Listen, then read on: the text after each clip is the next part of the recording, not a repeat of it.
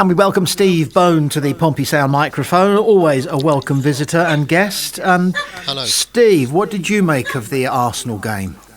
I quite enjoyed it, actually, I must admit. I know we ended up losing 4-1, but I thought for the most part we had a good go. We showed a bit of fight, bit of spirit. Great to go ahead so early, wasn't it? Fabulous that Colby Bishop scored, as you hinted in our conversation last week that you thought he might. Good time for him to end his drought. Didn't hang on to that lead long enough, did we? Really, if we'd held on for sort of 15-20 minutes, maybe we could have started to, put them under a bit more pressure than we did. But even at 2-1 and even at 3-1, to an extent, we were still having a go. Didn't look as though we'd given up the ghost. There were some good individual performances, and I thought there was, generally speaking, quite a lot to take heart from in the performance. Yeah, do you want to itemise that? The pluses? Yeah. I mean, looking at individuals, for starters, I mean, Bishop scoring was massive. I think I'm just hoping that just gives him a bit of a lift, gives him an extra yard or two, makes him think about where he's going to be in the box in the next game and the game after that. Hopefully he will now start scoring as regularly as we know he can. A goal every other game would be nice from him for the rest of the season. That might be asking a bit much, but we'll be hopeful. I thought Devlin and Swanson again were very good. Relished it, didn't they? Swanson against his old team. Devlin seems to thrive when on the bigger occasions as well. Loves getting stuck in. Was unlucky with that terrific shot at the Fratton end. I think it would have made it 3-2 if it had gone in, and it didn't. The keeper saved it. And yeah, I mean, obviously the downside was conceding 3 goals from corners. We knew that Arsenal were good at corners, and we knew that we're not very good at corners, defending them. So that was kind of always on the cards, I suppose. But I thought Bursic played well as well. I thought he had a good game, good distribution, a couple of good saves. It shows that the competition is still there for the goalkeeper's spot. I still think Schmidt is number one, and rightly so. But Bursic is pushing him there as well. But it was just generally a good atmosphere, wasn't it? It could have been, sometimes when these big teams come to town and take over and go ahead early on and so on, it can be a bit flat. But I thought the crowd were up for it, and I think we gave them one or two things to think about, which is all we can ask. Have I missed what happened to Nicholas Schmidt?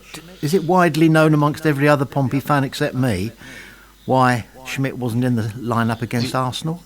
No, just rested, I think. Just rested. There were some saying, well, he didn't have a very good game at our last game, if you can remember that far back, was before Arsenal, was Bristol City on New Year's Day, where we let in 5, and he was to blame for a couple of them. So there was a bit of speculation as to had he been sort of was it dropped rather than rested because he'd played badly. The manager, as you'd expect, wasn't having any of that. He just said it was a chance to rest him. Some people in response to that said, does a goalkeeper who doesn't run around much anyway and hadn't played for 9 days really need a rest if the next game is not for another week? Which is a fair point, I suppose. But I don't know, maybe a chance just to keep Bursic fresh and sharp in case he's needed in the games to come. I don't think there's much between those two at the moment, actually. No, I was going to say, just to good keepers. Just to take a slight aside here, all our goalkeepers must be looking over their shoulder at the moment, because young Toby Stewart is apparently going great guns up in Perth. He's doing very well, isn't he? Yeah, has from the start, I think, at St Johnstone. But even before that, he went to Crawley for a few games last season and did very well. Kept a clean sheet at Birmingham when they were on the march to the League One title. There's plenty of people thinking that he's going to come back here probably in the summer. I don't think there's any suggestion he's going to come back here before the summer. I think he's at St Johnstone for the season. But if he carries on doing that well, you would think he would come back here and be pushing for a start here next season, which would mean one of those who's here at the moment is probably going to be on their way. Correct. It'd been an interesting little battle that could be, couldn't it? Yep. Yep. Mick Robertson railed elsewhere on Pompey Sound. He thought that the Arsenal fans, and to a certain extent Arteta as well, were rather patronising with all their kind of, we thought Pompey did really well considering. What do you say? I hadn't noticed that particularly. Yeah, I mean, I suppose you can't blame them in a way, can you? They've come to at the end of the day, the job's done for them, isn't it? They've come to a Championship side, which could have been tricky for them.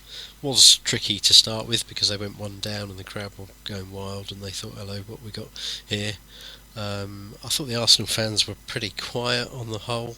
They suddenly, for some reason that I couldn't work out, started expressing their views about Gary Neville in the second half. There was a few chants about him, and I don't know what he had to do with anything.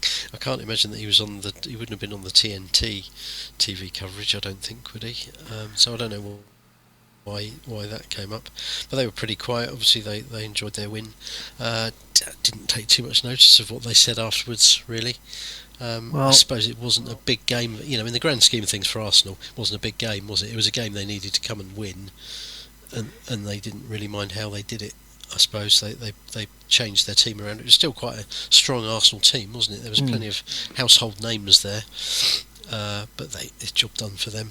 I won't get too upset about what Arteta is saying. I don't think. Well, watching it back, two things struck me. One is the contrast between Pompey fans who look like proper football fans and Arsenal fans who look like they're on their way to an IT conference. And John Messino, I've never seen him look so relaxed, apart from the couple of games last season and the season before where the result didn't matter. Yeah. He looked really relaxed against Arsenal. Does that suggest that he just saw it as a use this phrase, free hit? He knew that Pompey weren't expected to win. He knew that they just had to put in a bit of a performance and nothing else mattered. And his mind was, is on the league situation and the transfer window much more than it was ever on the FA Cup. Maybe so. Yeah. I mean, he looks quite relaxed most of the time, I would say, doesn't he? Except when he's talking to the fourth official. Yeah, that's true. Yeah, he gives it a little bit of large there. He goes a little bit Karen, is the phrase that they use now in America. gets a bit irate. They call them male Karens. Yes, he does get a bit irate. Yeah. But he's not you remember Alan Ball throwing his flat cap down on the ground every 5 minutes at Pompey games. He's not a screamer and a shouter in that respect, is he? No. Maybe on the inside he is, but he's not. I think some managers put on a show, don't they? John Messino was very happy to square up to Frank Lampard. And I think his gestures suggested that he may have said to Lampard, "Do you want to take it outside?" I don't think he would do, but he was pointing at the tunnel. That sort of exchange, was it? It seemed a little bit meaningful. Yeah, put it like that. And fans generally like that from their manager, don't they? They want to see they want to see him sticking up for his team and sticking up for the club.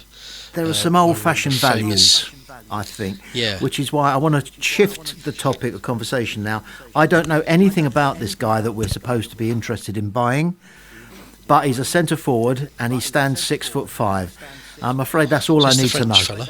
Nesta. Is this the yes? Yeah, Nesta from France. Elfege or some such. You know as much about him as I do. I think. He's 6'5", Steve.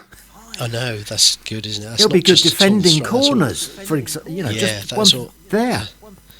That's almost Peter Crouch height, isn't it? And it's presumably with a bit more bulk than Peter Crouch as well. I've got more bulk than Peter Crouch, but that's down to those Christmas lunches. Yeah. Maybe you should come and defend corners for us. But well, I don't think I do a worse job than some of. Mind you, we are a small side, and when you're getting all nine or 10 men back in the penalty area for a corner, 4 or 5 of our team have got nothing to do. No, there's nothing that Segacic, Chaplin, they might as well. No. Murphy, Devlin, even. Well, Devlin's good in the air actually for his height, but he is. Yeah, I know what you mean. I think everybody in this transfer window wants to see almost whatever position they play in, just wants to see 2 or 3 6'4", 6'5" players come in. You don't just because it will give us that little bit more presence at both ends, and just on the field of play generally.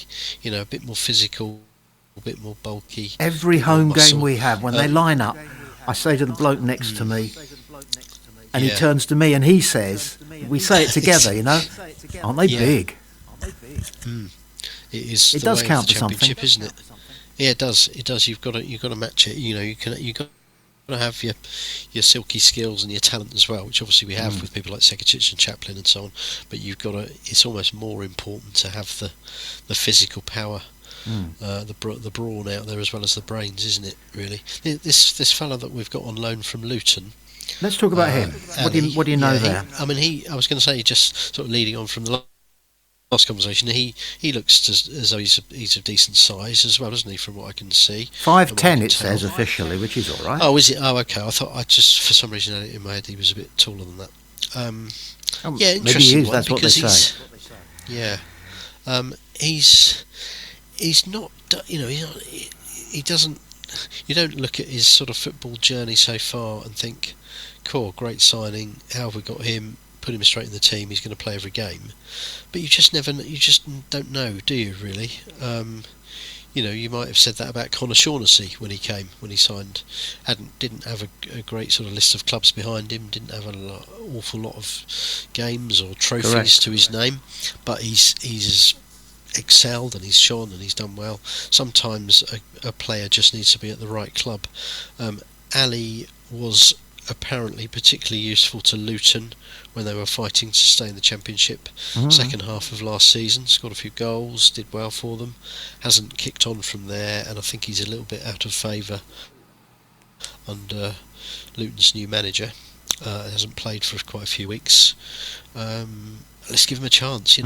People are too quick to write players off before they've seen them and before they've played for their club. It works both ways, doesn't it? You can look at a highlights reel of a player and see him scoring 6 goals and think, great, he's the best player in the world. But in fact, that's 6 goals in 500 appearances. So you can overestimate them too quickly, but equally you can underestimate them too quickly. You can write them off before they've had a chance. So it's the first signing we've got in January. It's all we've got so far. So let's give him a chance and see. I'd imagine he'll be in the squad on Saturday. I'd be surprised if he starts. He hasn't played a lot of games in the last month or 6 weeks. I don't think. Probably be on the bench, and I'm sure we'll see him at some point. Yeah, I read one report that said he's gone straight into the squad. I don't know where the reporter or commentator got that information from.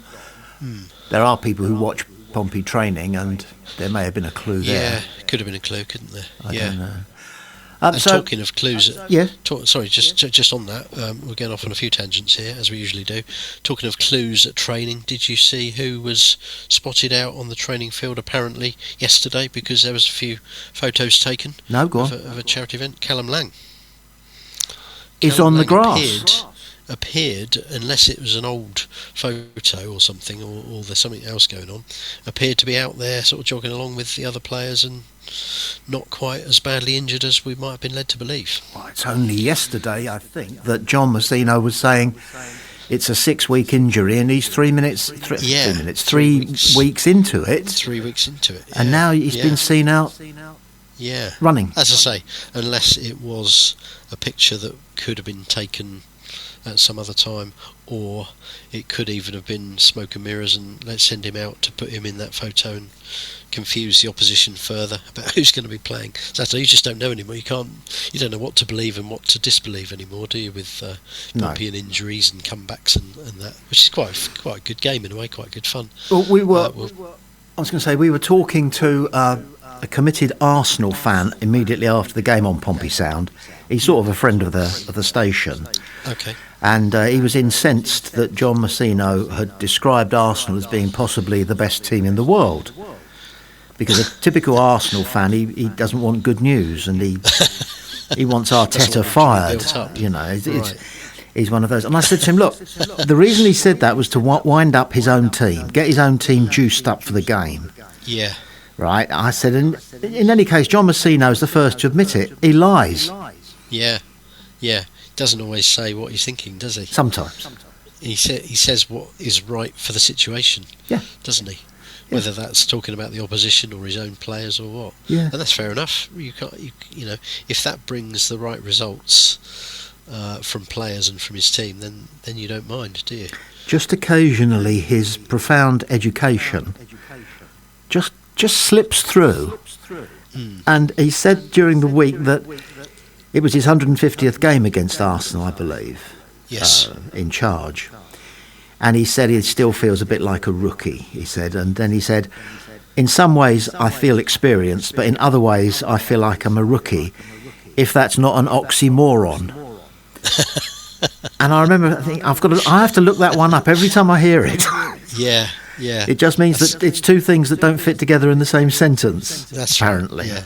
Yes. But like I say, how many English managers would be able to come out with a term like oxymoron? I don't think Sam Allardyce ever said that. Can you imagine? No disrespect to Sam Allardyce, of course, but why not? It's not a manager's word, is it? Really? He's a funny boy, isn't he, Sam Allardyce? He's still putting himself about in his mid-70s. Yeah. He's still saying, "I'm here if anybody wants me." It wouldn't surprise you to see him pop up at some Premier League or Championship club that needed a good manager for the last 10 games, would it? No, really? And he pop would up at Stoke or something.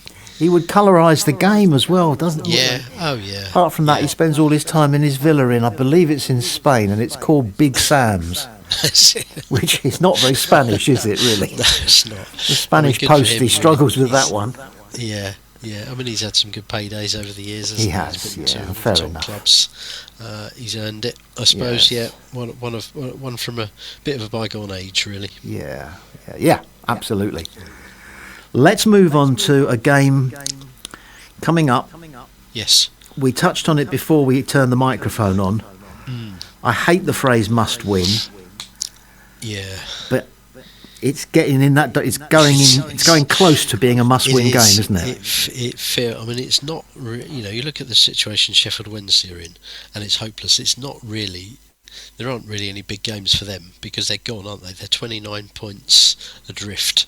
They are not going to get out of that, even if they suddenly were started winning. Even if they won 12 of their last 21 games, they're still going to be down in bottom place. But for us, it does feel massive, doesn't it? And there's kind of two reasons that I think have added to that. One is that you look at Sheffield Wednesday's record, played 25, they've won 1 of those 25, and we all know which game that was. And they are now on. Am I right in thinking they are 1 game away from having the longest sequence in this division since it became the Championship without a win? Something like 20 without a win, which they can. So if they don't beat us, they will be the new record holders, unwanted record in that respect. And every single Pompey fan is thinking the same thing. They're thinking that if ever a team needs to end a long unbeaten record, we're the team they want to play, because you so often hear of these long runs ending against us. So the pressure, I do think the pressure's on us a bit. I think we kind of need to go there and win. I know it's an away game, and in some ways, if we were to win at Sheffield Wednesday and then lose at Watford midweek next week, we've got 3 points from 6, so that's not too bad. But if we were to lose at Sheffield Wednesday and then win at Watford, it's the same result at the bottom of the table in our position, but it would feel worse, wouldn't it, if we were to lose to Sheffield Wednesday? Yes. If we were to draw, it's not a disaster, but it still would feel like a missed opportunity. What have they drawn? They've drawn 8 of those 25 games in addition to their 1 win. So they have had a few. They've ground out a few draws. 4 of them at home. At home, they haven't had a single win. They've got 4 draws, 9 defeats at home. Away from home, just that 1 win and a similar record. So it does feel big, and I'm sure the manager and players are aware that they need to go up there. They need to be solid, and they need to be at their best. We don't want any of these away performances that we've seen too often. Not so much this season, but saw too often last season, where we just sort of play okay for half an hour, then let one in, and then don't look like getting out of our own half for the rest of the game. It needs to be a good performance, and it needs to be a win. What do you suppose will be the overriding mentality of the Sheffield Wednesday players at the moment? They're very much remainders, aren't they? Because a lot of the players who fancied themselves took advantage of the fact that their contracts were negated by the fact that they weren't being paid. Yes. And went off to, bigger and better things, or at least equal things. These are the guys who couldn't get a job with the pub side. Yeah. As it were. Yeah. I mean, it's difficult for them, isn't it? Because they're on hiding to nothing. They're so far adrift at the bottom of the table. The season is only going to end one way for their club, and they don't know what's going to happen with a takeover. There's going to be a takeover. There are going to be new owners of Sheffield Wednesday fairly soon, and you would imagine that come the summer, when those new owners are in place and allowed to reshape the squad and look at getting back up straight away next season, you'd think there'd be a complete rebuild, wouldn't you? You wouldn't think that too many of the current players will still be there. Correct. Unless they need to keep one or two of them as sort of squad players and what have you. So it's difficult for them, isn't it? And terrible for the fans.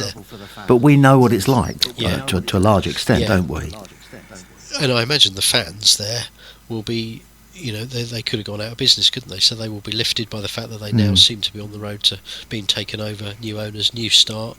So in a way, that is more important than which division they're going to be in next season. You read the pieces about your potential new owners, and you're hoping for people with lots of money and lots of common sense, and then you find out that one of them runs a chain of harems in Bangkok, and another one is a professional roulette player on luckybongo.com.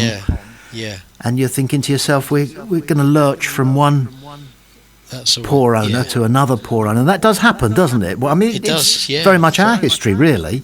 Yeah. You look 15, 20 years ago. We went through a succession of bad owners, dodgy owners, and owners that didn't even exist in one case. We think. I think any football club, even if it's not one that's been in trouble, but even if it's a successful football club that is the subject of a takeover bid, you're going to worry, aren't you? Because you just don't know.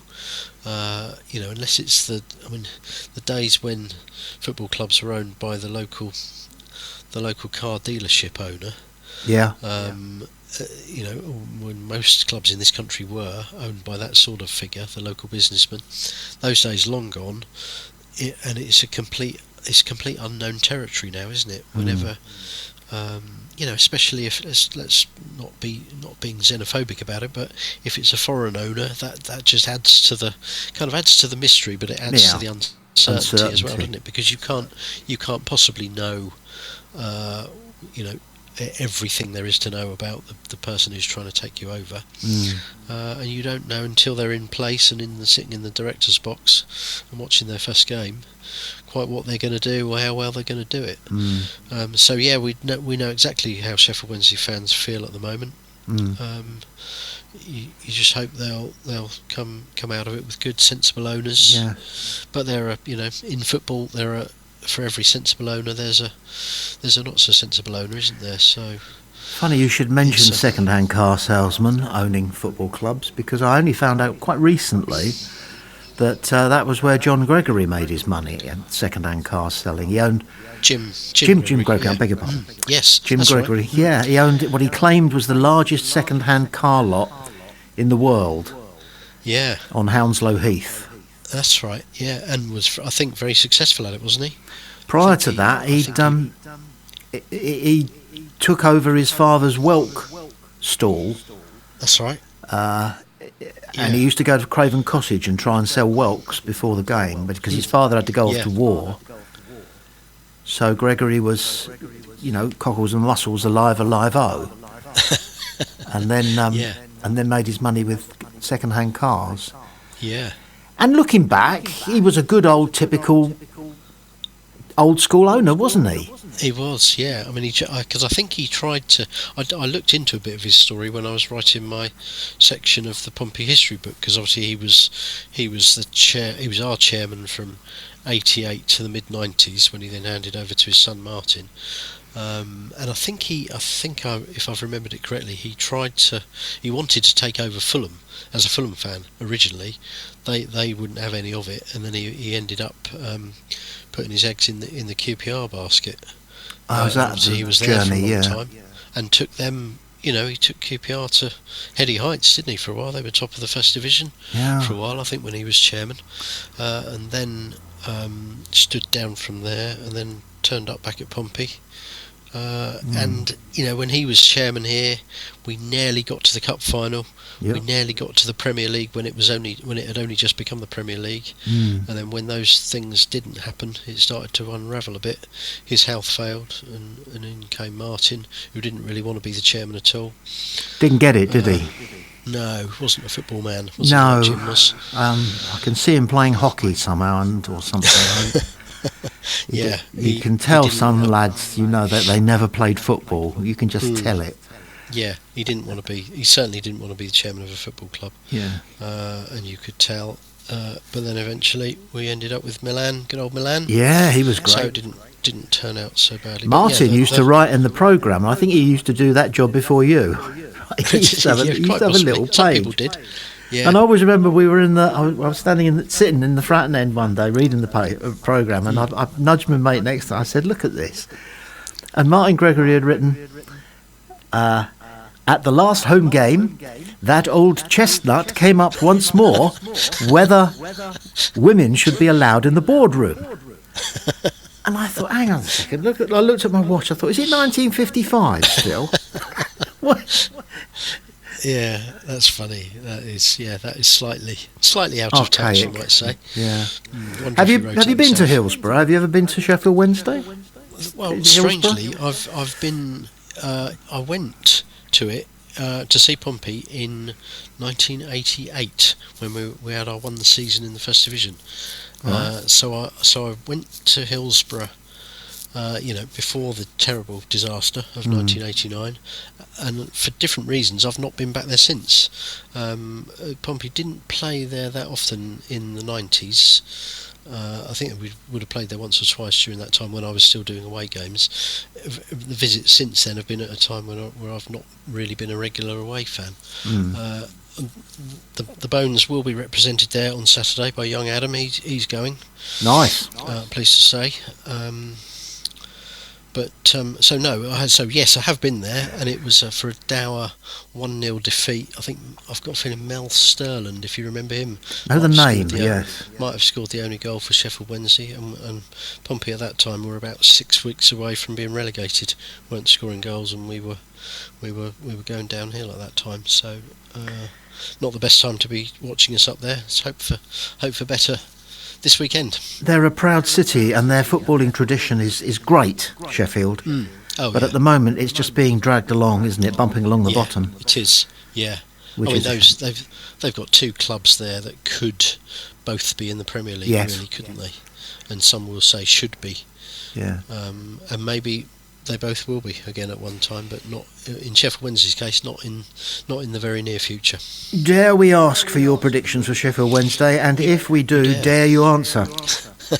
You dare ask, yes. I'm gonna do my usual thing, because we're playing midweek at Watford. I'm going to give you two predictions for the price of one. I'm going to go for a squeaky 1-0 win at Hillsborough. I think we're going to get the job done. Don't think it'll be convincing or pretty. Doesn't matter, does it? Don't care how we win. Just Who cares? Need to win. I'm going for a Colby Bishop second half winner, set up by substitute Callum Lang. There we go. That's predicted more than you thought. Very detailed. But then I think we will, and that will get all our hopes up, and we'll have our tails up after that. And we'll be thinking, going to go on a run now. And then I think we'll probably go and lose at Watford next week, because that's what we do. Still, at the moment, I don't want to be too gloomy about it. You're Pompey, mate. inside out. We've just seen it too. We've seen it too often. The new hope comes from every win we get this season, and so far it's not been followed up by what happens in the next game. I always carry a quote from a woman I worked with at Fratton Park about 30 years ago. I was involved in a football project, and I used to go and see her from time to time in her office at Fratton Park, and she came out with this phrase about trying to change, not bothering to try and change the culture at a football club. She said, because at most football clubs, the culture is baked into the brickwork. Yes, that's very true. Yeah. You can't change it, even if you want to. No. No. So, culturally, we're going to squeak past Sheffield Wednesday and then I hope so. Lose to Watford. I note you haven't done a score for Watford.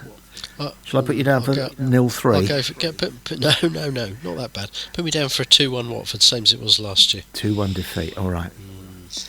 Lovely talking to you. Thank you as ever for your time, expertise. Thank you. And humour. Look forward to the next one. Cheers, Steve. See you soon.